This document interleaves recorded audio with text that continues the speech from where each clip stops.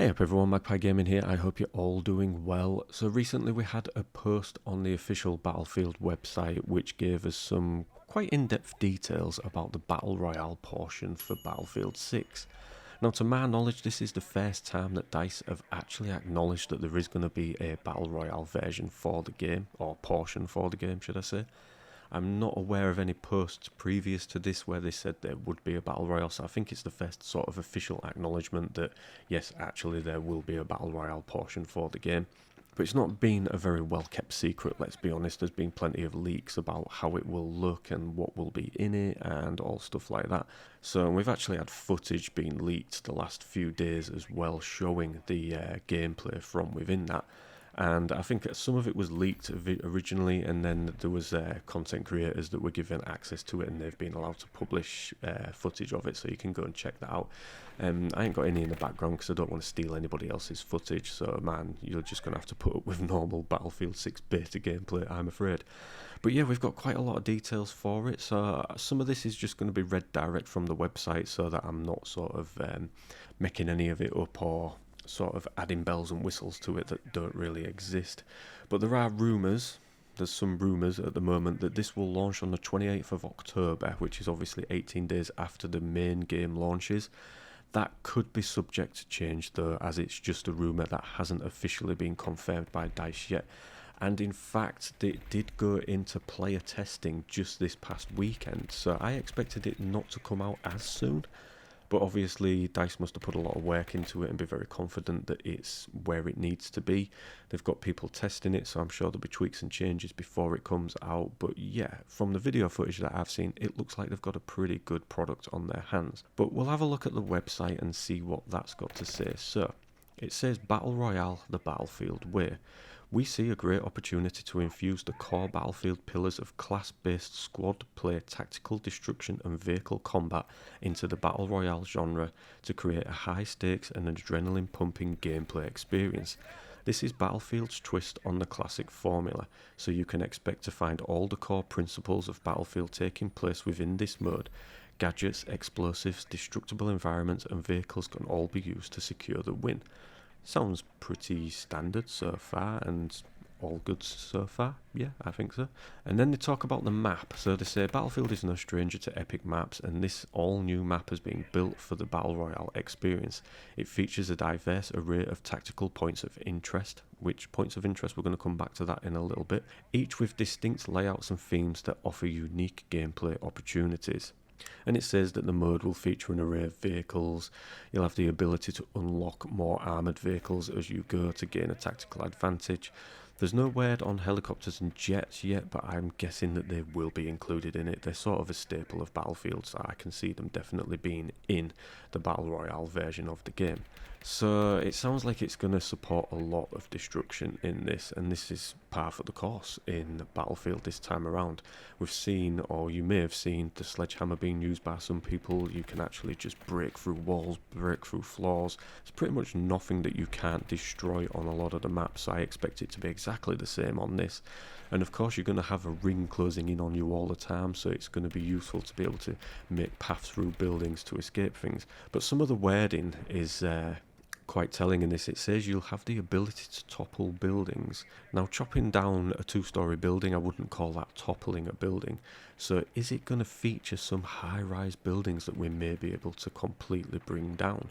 Which is obviously a shout out to Siege of Shanghai, but we'll see. We'll have to wait until we get some more details about this. It does say that each game is going to support 100 players. They will be split into 25 squads of 4, and you'll be able to use pings, text and VoIP to communicate with each other within the game. Obviously communication is going to be key, although some people don't like to communicate at all. It's sort of you're just a little bit telepathic. You know what each squad needs to do and how to play the game. You don't need to talk to each other, but those things are going to be there if you want to use them. There's also going to be a second chance system that will feature. This will allow you to revive down teammates, and it'll also allow you to buy back players, so much akin to what you see in Warzone where you get the buyback stations.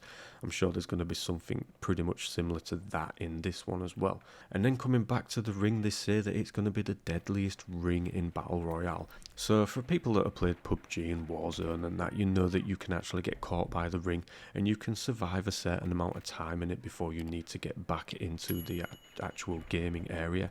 Not in this one, you can. As soon as that ring touches you, it's instant death. It's as simple as that. You do not want to get caught by the ring. You are dead straight away, which I think is a great twist. It's how it should be. I know that a lot of people like to use the ring in various battle royales to gain a tactical advantage, which is great.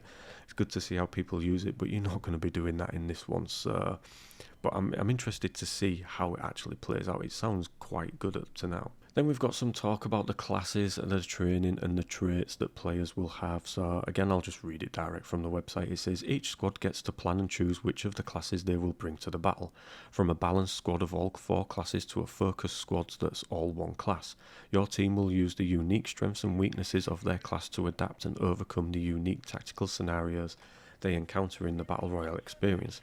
Once a match begins, players are not able to change their class for the rest of that match, so you've obviously got to choose very carefully before you go in. As players level up through their classes training, they will gain access to new traits that enhance their chosen class and give both them and their squad a tactical edge in the match. One example would be the assault class being faster in equipping an armor plate, which makes them harder to defeat in their next or current firefight. Then there's some talk about weapons. Again, I'll just read direct from the website. Throughout each match, players will explore the map, complete missions and battle for loot to define their arsenal. There are 5 tiers of weapons to loot along with attachments, throwables such as frag grenades, gadgets such as RPGs, strike packages such as airstrikes, armour, upgrade kits and custom drops of favoured weapons. These items can be found across the experience through general loot crates, class-specific crates, unlocking armoured trucks, mission rewards or looting defeated enemy. So much like what you've got in Warzone, you've got mini missions to complete to help your team gain XP and level up your character as you go. We all know how that works if we've played Battle Royale before. So in terms of what DICE are actually doing here, they're not ripping up the rulebook and restarting, they're just taking the tried and tested method of Battle Royale and just skinning it with Battlefield on top, which might sound a little bit lazy, but obviously this has been built from the ground up for Battlefield. So again, Battle Royale for me personally is a genre that I had my fill of back in 2018 when I used to play PUBG. Haven't played that for a hell of a long time now. You know, I played it for about a year on and off, quite enjoyed it, but I got bored of it pretty quick and I haven't ever gone back to it. I've never played Fortnite, I've played a little bit of Warzone. Enjoyed that back in the day when it was Verdansk, but when they changed it up I haven't really been back to it. But I don't think DICE is doing anything new here, they're just putting their twist on it, but I'm quite excited for that because it's going to be a Battle Royale that's Battlefield. So I want to see how different it is. But we're going to have to address the elephant that's sat in the corner of the room and giving me a cheeky little wink, and that is of course Firestorm. So for those of you that are new to the franchise, you will not know that they've already had a crack at doing a Battle Royale version of Battlefield. This was back in 2019 and it released with Battlefield 5. It was called Firestorm. It was an ill-fated attempt at Battle Royale for them, and it was sank basically by a PUBG/Fortnite iceberg. It took it out. One of the reasons it failed big time though was lack of support. DICE really didn't put much into it, but the biggest thing that failed it was the fact that it was locked behind having to buy Battlefield 5 to play it. All the good Battle Royales, as you will know, are free to play, but this one wasn't, and that was it. It was never going to make it if it wasn't free to play. Fortunately, this Battle Royale version in Battlefield will be free to play. So that's going to be the thing that brings the biggest amount of players in, I think, even though everybody who is involved in playing Battlefield, a lot of old players are being brought back in because of the buzz around Battlefield this time around. DICE are getting a lot of things right, so I think a lot of these players were going to try the Battle Royale anyway, but I think even more people will give it a go now that it's going to be free. So as I say, we're going to go back to the points of interest. These have been, or the name sort of placeholders for some of the points of interest have been leaked online. Some of them are pretty self-explanatory, whereas others I just have no clue what they are.